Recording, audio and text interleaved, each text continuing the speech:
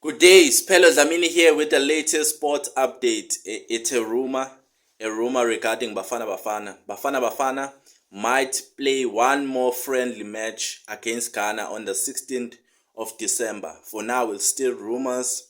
It's not confirmed. As you will remember, in one of the press conferences, Coach Hugo Bruce said they did not need any more friendly. So for now, it's still a rumor, but Bafana might play the Black Stars of Ghana, who did not qualify for this edition of the AFCON 2025 that is set to be held in Morocco. And on the 17th of December, Bafana is departing for Morocco, where they will face the likes of Egypt, Zimbabwe, and Angola in the AFCON tournament. They are in Group B.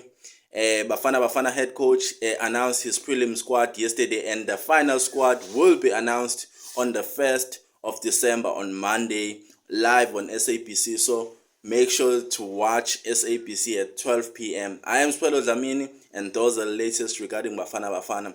It's still a rumor. For now, no friendly confirmed by SAFA.